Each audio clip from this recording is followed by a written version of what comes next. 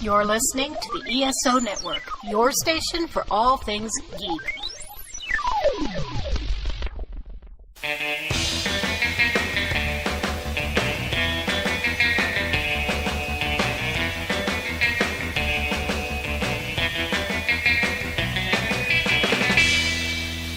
Welcome. I told you there would be a couple surprises. This is Matt's choice, as he'll talk about a little bit in my science project. This is kind of a one-on-one podcast type situation. This one just the way it worked out. But this is a weird movie involving sci-fi elements and weird, it's just weird. Just listen. If you haven't seen it, we saw it on YouTube for free, so you go ahead and watch it and enjoy with us. Anyway, thanks for all the support we've been getting. A new season, we expected some love, and we got it, and it's been awesome. I hope you guys translate that to sharing it with someone new. You know what? If you prove to me that you have done this in a way where you can, if you've shared it with new people and you've gotten them to listen, okay, and they, whatever. If you can prove to me that you've created a new Myopia fan, I'll send you the next bonus episode early. How about that? Just put on the Facebook page, tweet at us at Myopia Podcast, something like that, and we'll reward you for your efforts, okay? Otherwise, keep posting to Facebook and tell us what you got and what you think we should be doing instead.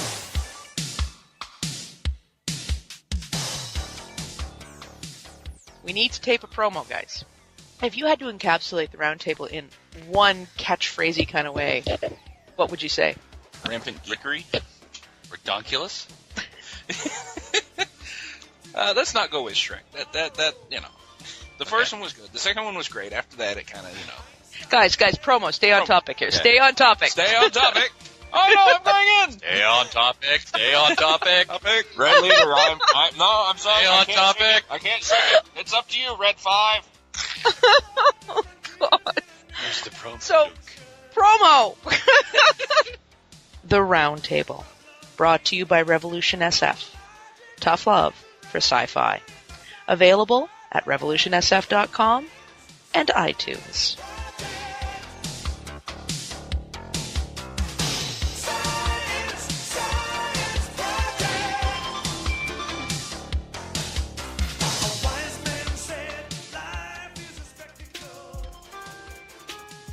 In a world with an oversaturation of movie podcasts comes two hosts lacking in movie knowledge, but making up for with original movies. All right, so we got a stenographer, vigilante, Indian who kills people with goat horns. And goat bullets. The stenographer, read that back to me. Original songs. Ant-Man, you ain't got a chance, man. Super suit my ass, man. This ain't no enhancement. All he can say, 2 words, 1 phrase, Hulk smash.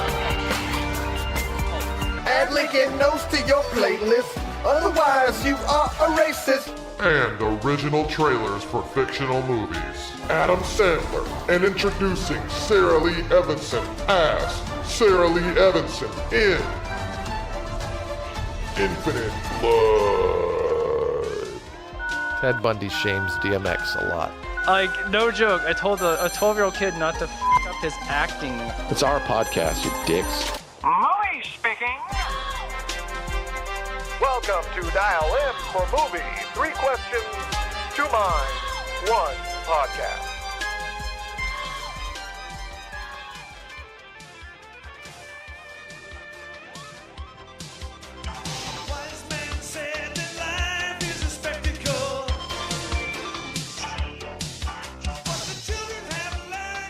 Welcome to My Infinite Childhood. This week we're talking about the 1985 Fisher-Stevens movie, I guess. My Science Project. So, Matt, before we get too far into this month, of course, is Precocious Kids. That's why we did Matilda, and we did Casper last week.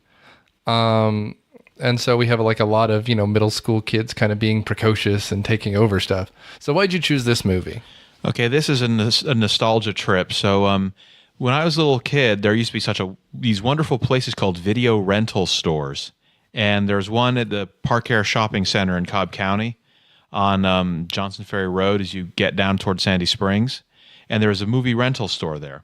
And I remember one evening, Mom and Dad rented a movie for me called My Science Project, which I must have rented because it had aliens and stuff in it. And I remember watching it. I just don't remember it very well. Other than involved, I keep getting it overlapped with this movie called House 2, the second story, that also has time travel and dinosaurs and stuff in it. But they're both made around the same time. I don't think they had any of the same crew in them. And so I wanted to do this for a podcast, and it was on YouTube, so we could watch it for free. Piracy. Well, I mean, I guess it's not piracy. It's been up for 6 years now, so I guess if the studio cared, it's probably just no one cares anymore. It's a really bad movie, guys. It has a lower Rotten Tomato score than Spawn. Yeah, no, this might be the lowest rated movie we've done. It's really bad. So why precocious kids? Does this remind you of children? Like that was the only thing to me, because these people are all in their 30s. They're pretending to be high schoolers, but these are the oldest high schoolers outside of the Grease movie. Yeah, I mean, maybe you could call them precocious in the sense they managed to figure out how to operate an alien warp drive, even if it's mostly just turning it off and on. Yeah. Anyway, so for those of you who are guessing on the Facebook group, no one would guess this one, I don't think. So there you go. We pulled one out of left field for you. I have 4 pages of notes before I got too bored to keep taking notes, but I think I got all the way to the end by the end. So Matt, let's start at the beginning. I guess since you're defending, you can go ahead and give me some notes. So it starts out with a young man named Michael Harlan, who's played by nobody. I don't have the only person who has any I'm aware of in this movie at all is Dennis Hopper. He's their science teacher. Well, and Fisher Stevens is kind of a big deal. He is? Yeah, absolutely. Oh, I'd never heard of him. Really? No, I mean Dennis Hopper. We all know who Dennis Hopper is, but yeah, Dennis Hopper from kids movies like Apocalypse Now and Waterworld. Oh, gross. Those are such bad movies. Fisher Stevens is a huge deal. But yeah. Yeah, so in this one, Fisher Stevens plays this Italian gangster wannabe from Brooklyn who's living out in the sticks because his parents are divorced. Yeah, that's kind of Fisher Stevens' game. He always plays weird racial characters. He played an Indian movie in the Short Circuits, the little robot with Johnny Five. Mm-hmm. Yeah, he was an Indian in that one. He... Just kind of who he plays. He just plays general racial stereotypes. He's a character called the Plague in Hackers. Yeah. So all right. So there's Michael Harlan and his buddy Vinny. It turns out they have to have a science project to graduate. They don't have a science project, and their old hippie teacher is kind of putting his foot down, even though he seems to much rather be the nurturing type. But sometimes you got to do what you got to do.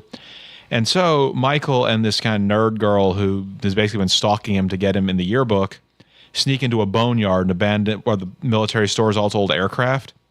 And they stumble across the engine of a crashed flying saucer that none other than President Eisenhower about 30 years before had told them just to get rid of it.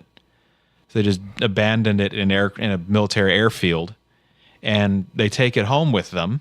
And along the way, it starts sucking the power. It kind of sucks the power out of their car or out of gadgets just lying around, and all hell breaks loose, and they actually plug it into the school power. It's about as interesting as Matt says. This might be the most boring movie I've ever seen. But we should start at the beginning. So the cold open is 1957, where Eisenhower is I can be sci-fi nerd here, but it's actually referencing an event that quote unquote really happened. But they got it wrong by 2 years because they didn't fact check, or 3 years actually. But apparently in 1954, he was golfing in Palm Springs, where he quote unquote took ill after dinner and went to an air base where apparently he met a UFO and signed a treaty called the Treaty of Gaeta, because nerd stuff.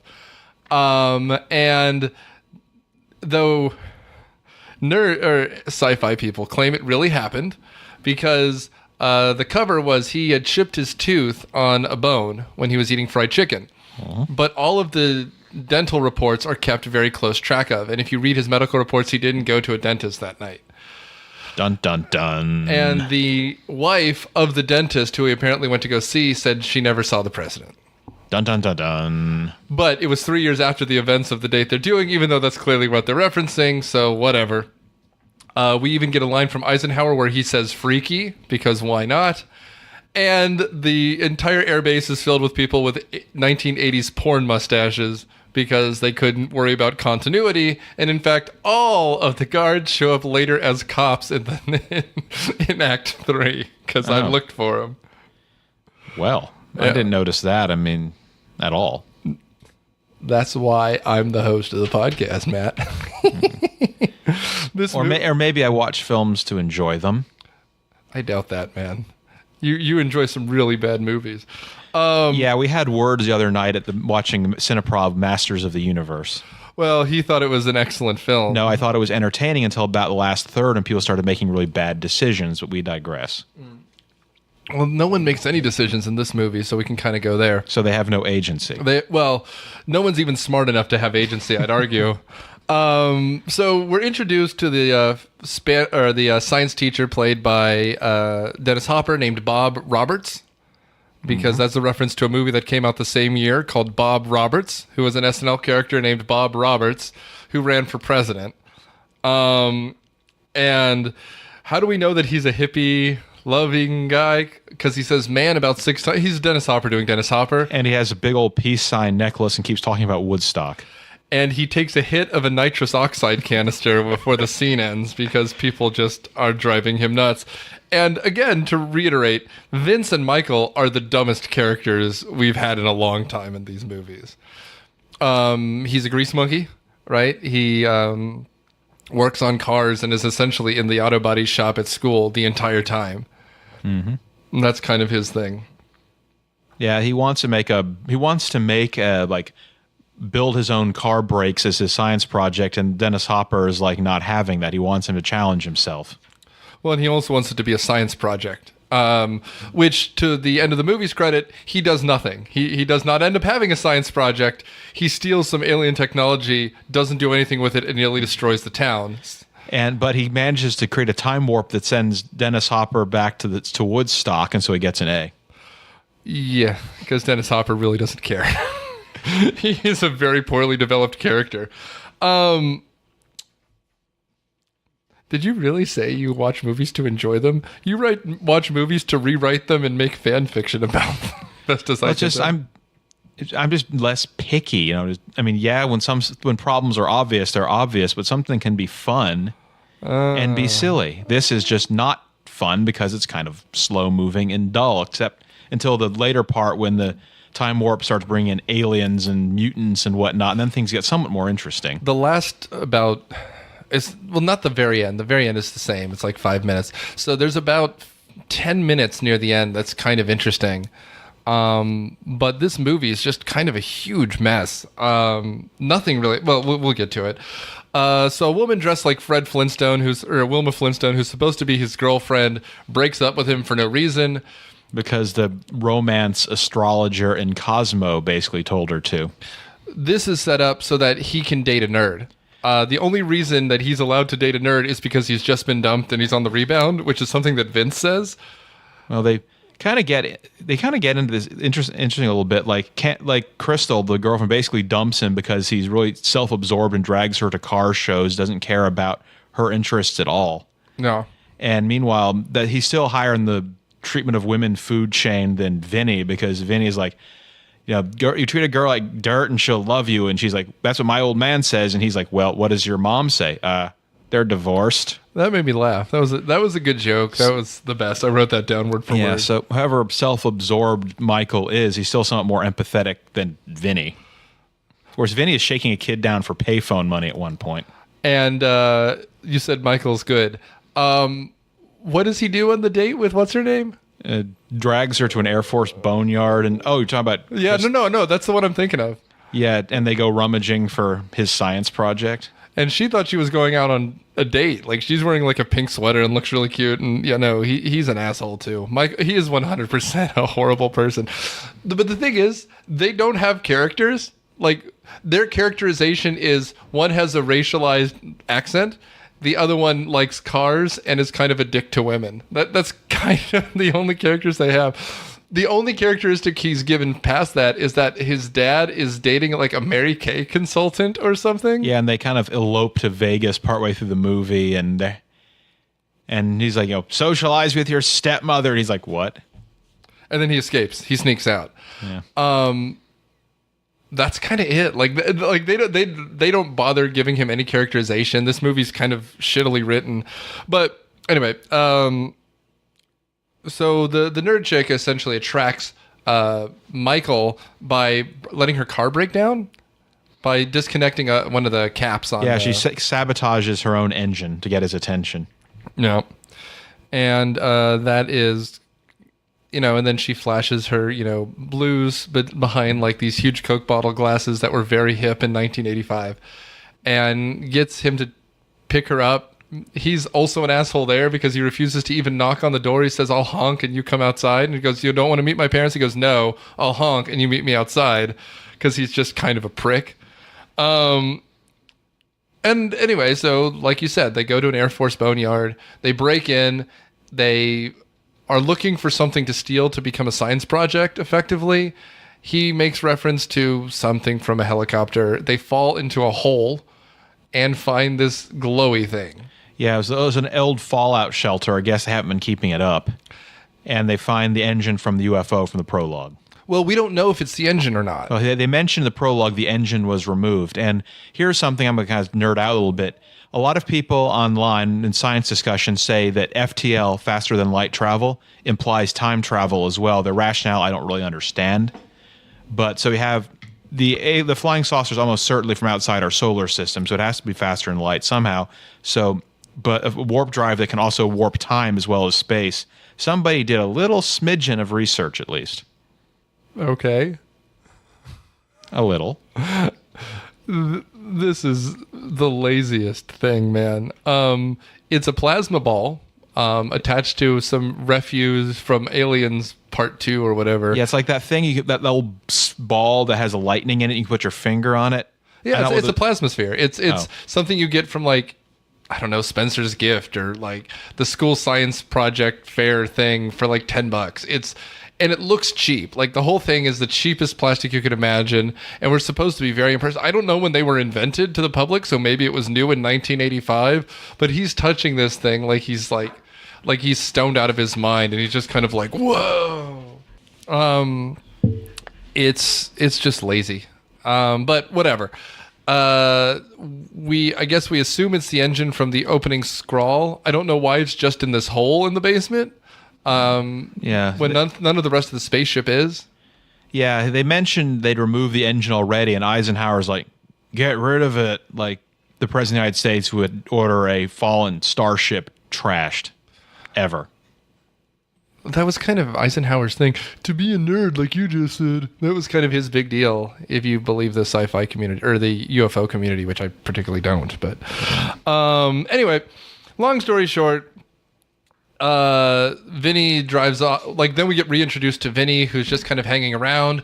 By hanging around, I mean in the back seat of the car with some punk girl. Yeah, I forget her name. I don't think she was named. I'm sure she was. I took notes because he does something no man would do, which is turn down sex, but whatever. Then when he's driving off, there's a car behind him honking at him for whatever, and he has a lever on his dashboard that makes the glowing middle finger come out of the back of his car, which honestly made me laugh so much. So there's something you liked. Oh, I mean, Fisher Stevens is funny. He always plays a racist stereotype, but he's funny. That's why he keeps ending up in these movies. Like, this one got him a huge movie next time, where he plays an Indian from India. And then the movie after that, he plays a Mexican. And the movie after that, he plays an Indian chief. Because as an American guy who is just an English guy, he just plays whatever he wants. But yeah, so we get this scene where they're trying to make the thing work, so they attach like a car battery to it. It starts to glow, and then they get this really, really, really cheap, like it looks like something from a high school play. That looks like a ancient Roman vase appears out of nowhere. and they think not much of it. They just put it in a bin and leave it behind. Well, we're not dealing with the sharpest knives in the drawer here. No, these are the dumbest people, again, in the whole school. Yeah, they don't figure out what's going on until they somehow get warped 2 hours into the future and miss their science final. So then they have to go find the local nerd guy who kind of explains things to them. Who gives them a book on Scientology, if I recall correctly. Go. I don't know about that, but I mean, if you want to get sociological, you he could be some sort of toxic nerd stereotype. He's real jealous that Ellie is with Mike, so he recruits like the local thug brigade to spy on them in exchange for doing their homework. And again, to emphasize this, I texted Matt when I was watching it. The dialogue for the jockey types seem to be written by nerds, and the ones who are written about nerds are written by jocks. These are the worst written characters I've seen in movies in a very long time. It's like a Revenge of the Nerds sequel. It's really that bad. I think there's a reason why you can watch it for free on YouTube. Everyone wanted to distance themselves from this.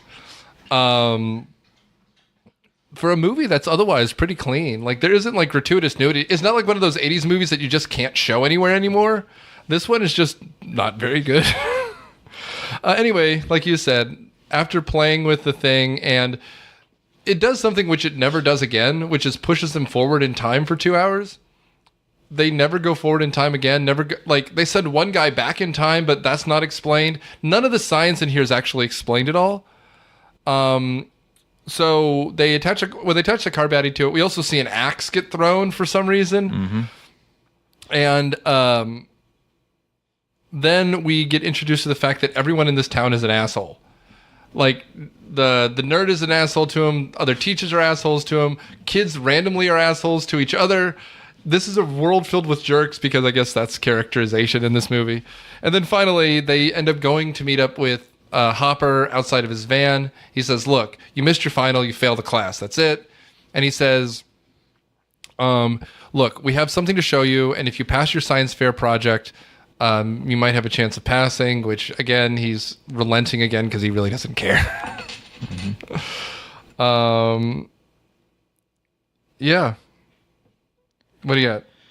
Okay, well, the ending sequence I've referenced earlier, when they plug in... We're still 45 minutes away from the ending. We haven't gotten to the part where somehow they have to stop the energy from traveling through power lines. We're not even there yet either. Well, it's after he gets time warp. They accidentally warp Bob. Yeah. They decide they somehow don't think to go to the school circuit breaker. So instead, they go to try and get some dynamite and blow up the power lines. Yeah, so this movie goes on forever. Bob... They do end up meeting with Bob later after we get introduced to the potential stepmom. She's painted the whole house pink. It's really not good. And this is when he decides to escape out his window. He goes to meet up with Bob, and they attach it to the car battery, and time and space starts getting all wibbly-wobbly. Wibbly-wobbly, timey-wimey stuff? Pretty much. It does look like a very 80s Doctor Who episode. That mediocre stuff in the middle. Yeah. I've only seen a few old episodes, and I remember thinking how strange they looked, like the way they were shot, and I think I realized they were shot on video. Yeah, and most of this is shot on video as well. It's not 35 millimeter, that's for damn sure. Bob, it shorts out the battery starts to melt, which is weird. And so he disconnects it and then shoves it directly into the outlet, like you said.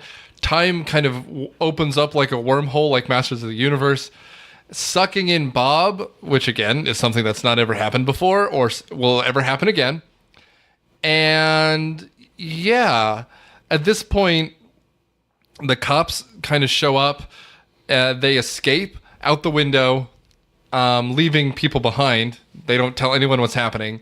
And while Vinny is singing the Mission Impossible theme, his big characterization is he likes TV, and so he just starts referencing other TV shows because that's something that happens. Yeah, anytime something happens, he has a TV or movie reference for it, including a lot of sci-fi movies. And then at this point, then they start out racing it. They steal a bunch of dynamite to blow up a power substation. Yeah, their idea is it's gotten into the power lines. They're trying to cut off this energy field that's moving through the wires by blowing up a power line tower. Yeah, and they're arrested by the cops. where we get the idiotic line, "Our tax dollars at work," because why not? Because every other cliched line has been said at this point, so that's kind of it. And at this point, after 2 lesbian jokes and calling someone a faggot, they end up back at the school to see that it's been taken over by every sort of what's-it. Yeah, Ellie had gone back to the school on her own to try and deactivate. Only Sherman, the kind of jealous nerd boy, is there, and he won't let her unplug it, and it just goes totally haywire, creating a vortex over the school, and all sorts of crazy stuff starts happening. And at this point, the kind of interesting part of the movie shows up, right? Michael and Vinny decide to go into the school to try to rescue people. The nerdy guy is kind of redeemed, sort of, but not really. And this is where all the effects budget was spent, right? Yeah, like they fight. They go into a school with guns, which I'm sure people would be outraged by today. I don't think they show up with guns. They do have guns. They eventually get guns, right? Somehow. But I thought they got that from the Vietnam section. Oh yeah, they eventually do get gun. I think maybe they went in with a shotgun or something early on, but they eventually get rifles. Yeah, they get assault rifles from. But they're like specifically like they wander onto the set of like a Vietnam movie. Yeah, so they first see Romans, and one of them fights and kills a gladiator, and then Cleopatra shows up, and Vinny is obviously lusting after her. And then they basically find a transplanted chunk of Vietnam, and there's an American pilot who's been captured by some communist guerrillas. So they ambush them, beat the stuffing out of them, or shoot them and take their guns, just in time to fight a Tyrannosaurus Rex.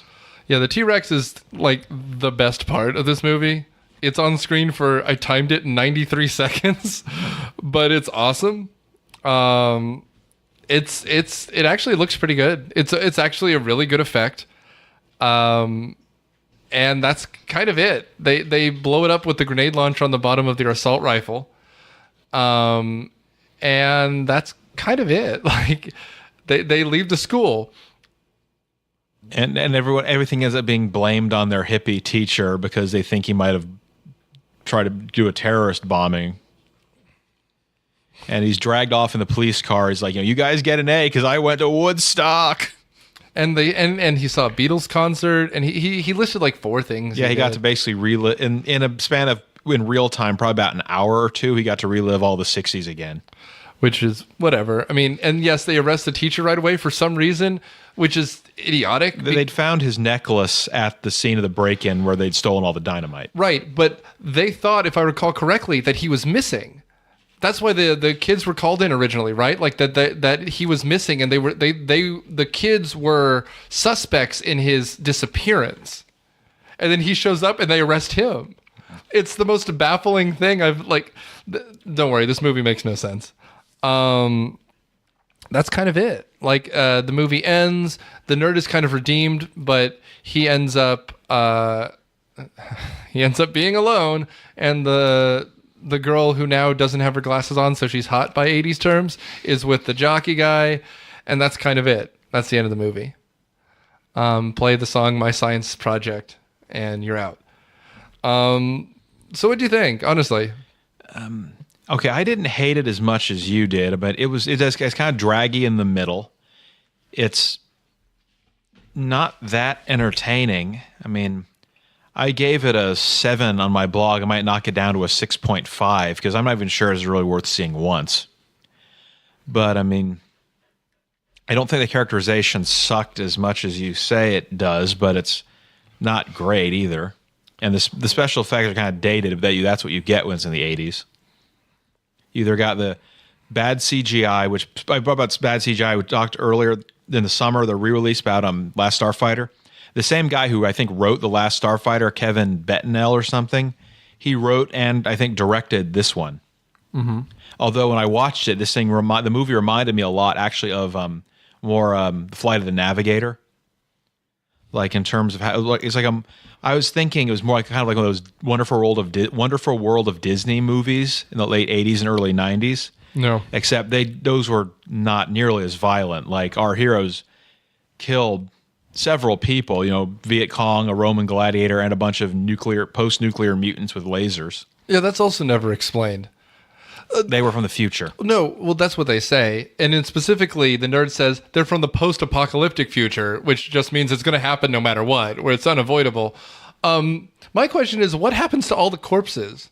They just stay, right? So, like, someone is cleaning up a T-Rex for the next week? Yeah. I mean, maybe they can cut it up and have, like, some kind of giant fundraiser barbecue with it. I mean, it probably tastes like chicken. That's funny. Lions Club will love that. He also wrote, this guy, Jonathan Bethel, Butel, or whatever his name is, wrote My Science Project, The Last Starfighter, Freddy's Nightmare, an episode of the TV show, and Theodore Rex, the movie where Whoopi Goldberg walks around with the dad from Dinosaurs. Where Whoopi Goldberg sells the last of her dignity. Well, she gets an Academy Award a few years later. She gets it back. She's fine.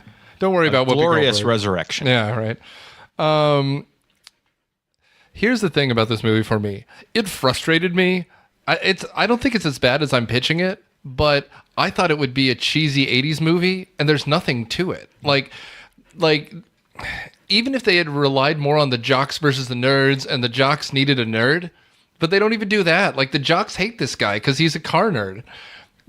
And for some reason, the jocks put on Star Wars helmets. The jocks wear like a Darth Vader mask and 2 Stormtrooper masks to cover his car in shaving cream, which makes no sense. Yeah, I think the idea was that he was trying to screw with that Sherman was trying to screw with Michael because he was mad that Ellie was with him, so he recruited all the jock guys as his goon He knows squad. who they are. Why do it? Because everyone else doesn't know who they are. It's a reference to another movie. It's a reference to Revenge of the Nerds, where the nerd has sex with the girl wearing a Darth Vader mask. It's just a reference to another movie. They're all references to other movies. I don't know. Like, I just wish that it had anything. Like, but this movie doesn't even feel like a cliched 80s film. It just, like you said, it just feels like nothing happens. And it's only 100 minutes. But in that 100 minutes, it feels like you could have cut out half of it, at least, and would have been fine. I don't know why he had to have a girlfriend at the beginning to dump, other than to make him, make it acceptable that he wants to date a nerd, which is something that Vinny says. Vinny is the best part of it. Oh, he's the funniest part of it. Well, I would say that makes him the best part, because there's not any other jokes. I'm agreeing with you. Yeah, other than the T-Rex, which is the best part of it, but it's just very short. And actually, it still holds up. It looks better than the T-Rex at the Universal Studios ride that jumps out at you at the Jurassic Park ride. I think it's great. But again, it's only on screen for a few minutes of a 100-minute movie. It's just really weird. I don't know. So your precocious kids are Michael and Vinny. Enjoy them. They're precocious. Those rapscallion kids destroyed space and time in Matt's movie this week. Mm-hmm. So we have 2 more weeks of precocious kid movies. Keep voting on Myopia. See if you can guess the next one. The next 2 have, I'll give you a hint. They have more of a 90s feel. They have more of the Nickelodeon, Disney Channel kind of young kids being, oh, those adults are just getting in my way feel, than this one did in particular. But stay tuned next week and every future week as we put another piece of your past on trial. Thanks, guys.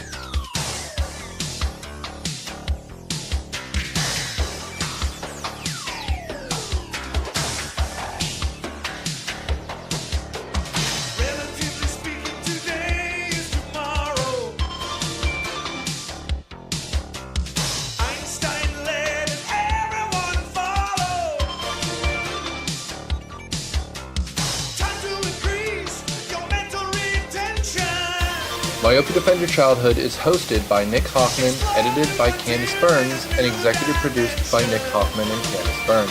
It is produced by Daniel Suddas, Matthew Quinn, and Thomas Herman. We are a proud member of the ESO Network and a product of Dude Letter Podcasting. Our theme is Surf Shimmy by Kevin MacLeod. Find it at incomptech.com. It is licensed under Creative Commons Attribution 3 license. And thanks.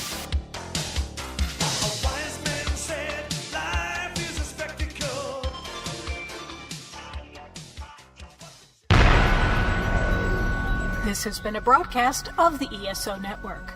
Be part of the crew and help support our shows by donating to our ESO Patreon or by shopping through Amazon.com or the TeePublic store, which can all be found at www.esonetwork.com. The ESO Network, your station for all things geek.